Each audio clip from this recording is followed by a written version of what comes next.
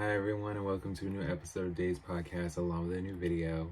I missed you guys. I know it's been a while. I have been just maintaining, doing what needs to be done in the world and maintaining and positively making sure things are maintained, okay? But I am here. We are going to continue talking about content. I have been just brainstorming and jotting down different Patreons, well, exclusively with Spotify episodes as well. So I will be back doing that very soon. But as far as free content, we are going to continue like we never left. So we are going to talk about Ciara's third album, Fantasy Ride. So let's get into it. So, Fantasy Ride is the third studio album by Ciara, first released on May 3rd, 2009 by Jive Records, LaFace Records, and Sony Music Entertainment. The album was recorded between 2007 and 2009. Ciara was executive producer on the album along with co-executive Mark Pitt, and Ciara worked with several record producers including Black Elvis, Benny Blanco, Blade, Jasper Cameron, The Clutch, Darkchild, Danja, Dr. Luke, Jason Nevins, Jim Beans. Oh, I know who Jim Beans is. Las de Maestro, Neo, Os Sinachi, Naiwaneri, I think, Polo de Don, The Dream, Tricky Stewart, Justin Timberlake, T-Pain. The album featured several guest vocalists, including Justin Timberlake, Ludacris, Chris Brown, Young Jeezy, The Dream, and Missy Elliott. The album combines R&B and hip-hop sounds from her previous albums, along with a new pop and dance direction. Fantasy Ride received generally mixed reviews from music critics who complimented its slow jams and the club tracks, and Ciara's vocal performances, with some critics calling it a consistently sexy listen, with other critics calling it Ciara's smoothest ride ever. However, some critics found the album to be a dud, and others saying Ciara seems to go almost unnoticed. The album debuted at number 3 on the US Billboard 200.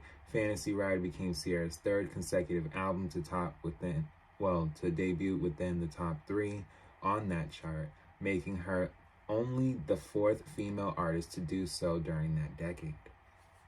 So, this, from what it's telling me, album was recorded between 2007 and 2009. So, throughout 2008, she's recording too, and there's all these different people coming out. Lady Gaga, you got, Katy Perry, you have Taylor Swift, who really has emerged by now, and there's all these different artists that I'm saying pop for a reason, that was peaking with fandoms that were starting to favor them a lot more. And that has now become even more of a thing with streaming rather than sales. I've noticed, when it comes to sales, there's millions of us out there. Y'all can really buy the album as much as people bought the album back in the day. There's no reason that people are seeing 63,000. That's like a college or something. I don't know. That's it.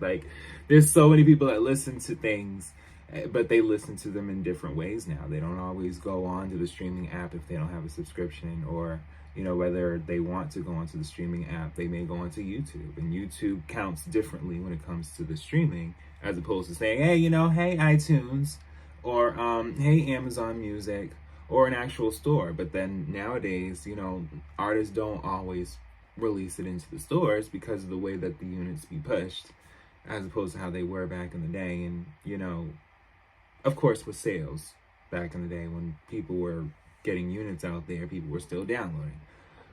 Yeah, but by all means, still, y'all can go and listen to the music and buy it, and I will go by my words as well, because I want to get more vinyls. I don't really have vinyls like that, so I would like to collect them. I see a lot of people that do, so why not? And I actually like vinyls. I think they're cool. The album was supported by 3 singles: the U.S. R&B Top 10, Never Ever with Young Jeezy, worldwide hit Love, Sex, Magic with Justin Timberlake, and Work with Missy Elliott, which reached the top 60 on international charts.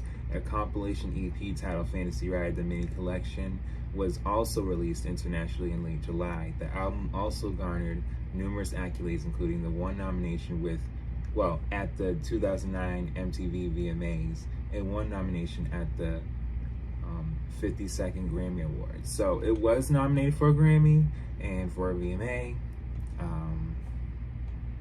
But of course, the favoritism with artists was really emerging by the late 2000s. And I said this in a previous video where it's like, it's not a bad thing. It just was like a real thing. Like, you know, you would think, you know, we're fans of this and this and this and this. Like, by the 2010s, everyone's like, I love this person. I'm going to see this person. I have their merchandise. I have them on my wall. I have whatever deluxe edition that they came out with to see. You know, it was just real. But yeah, she just started to really work with different artists and record producers that she previously worked with. And as far as for the promotion of the album, Ciara promoted the forthcoming release of the album, going to different places, and only 2 tracks were made available when it came to a Ciara mixtape, which only 2 songs were available, which were Slow Down, featuring 50 Cent, and a cover of Diva by Beyonce. So, you know, there was different things that she was doing, and, you know, she made TV appearances as well. But as far as with, you know, as far as with touring, she was a support act for Britney Spears for the 8 London concerts of the Circus starring Britney Spears tour in support of Fantasy Ride. The show took place in June 2009 at the city's prestigious The O2, London. In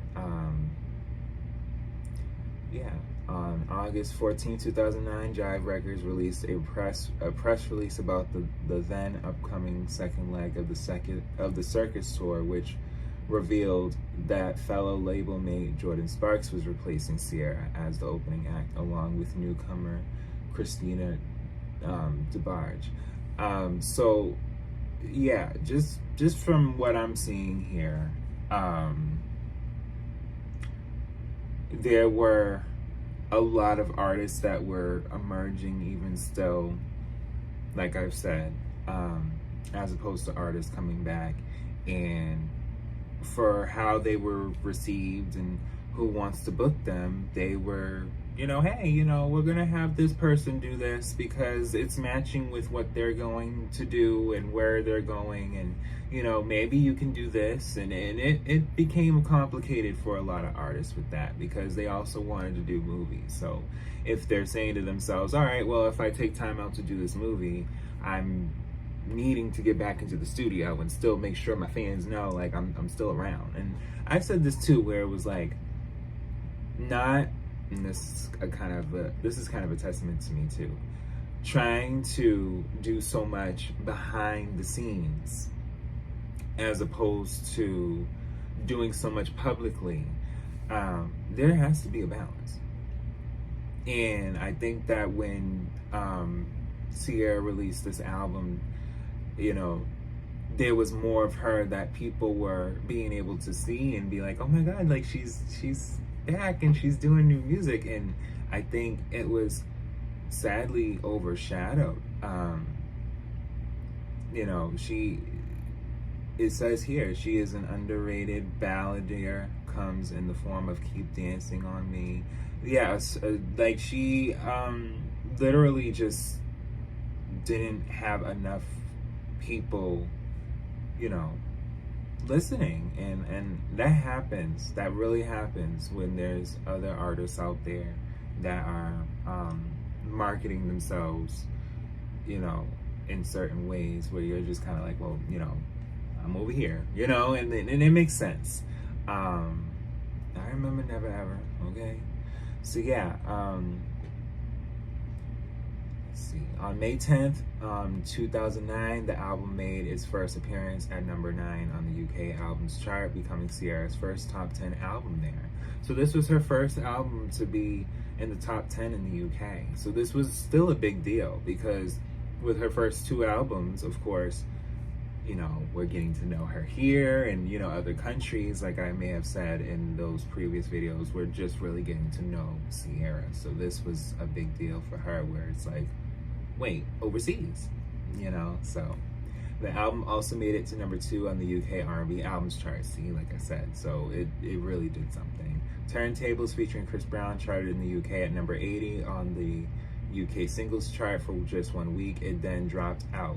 The song has received much airplay on UK radio station BBC Radio 1 Extra. Okay, so on the issue date, May 23rd, 2009, Fantasy Ride debuted at number 3. So right before my birthday, right before I turned 15, yes.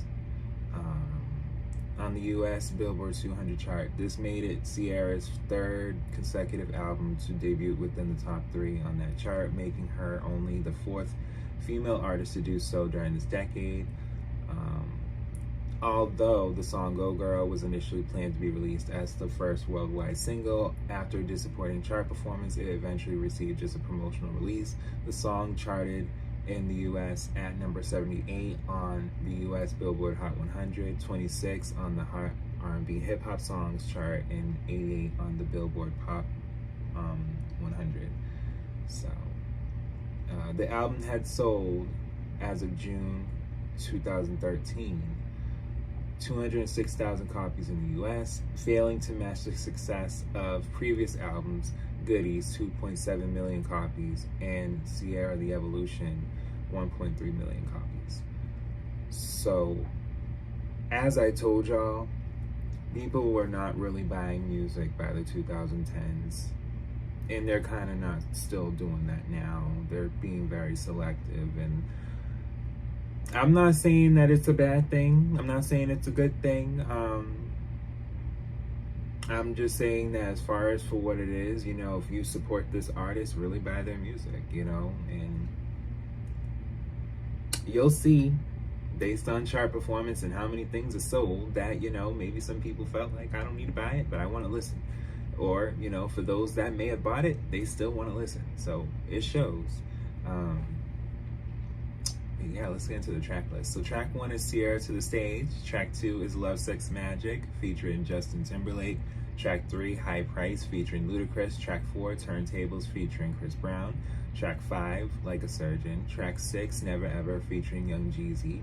Track 7, Lovers Thing featuring The Dream. Track 8, Work featuring Missy Elliott. Track 9, Pucker Up. Track 10, G is for Girl, A through Z.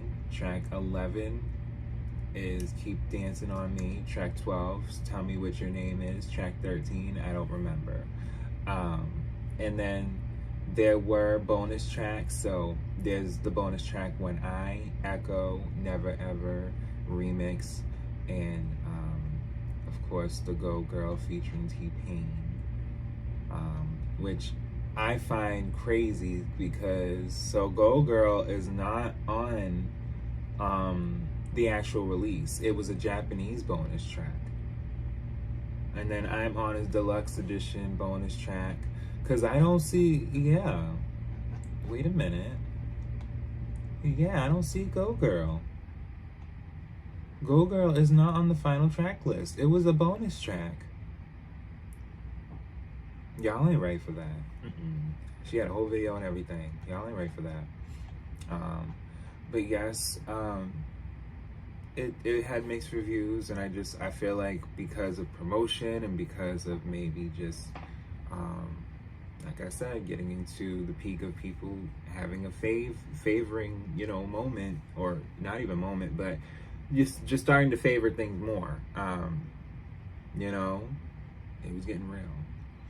But it's still a good album, and I would love for y'all to listen and to buy as well and to enjoy it. And of course, when it came to Basic Instinct, that's when she had to let y'all know I am still Ciara. After, some time that I have had about 3 different albums, yeah, what do you mean? I'm still here. So we will talk about Basic Instinct, but I want to thank you guys so much for listening and watching, subscribing, viewing, and just being there. I truly appreciate it, and I will be back with more.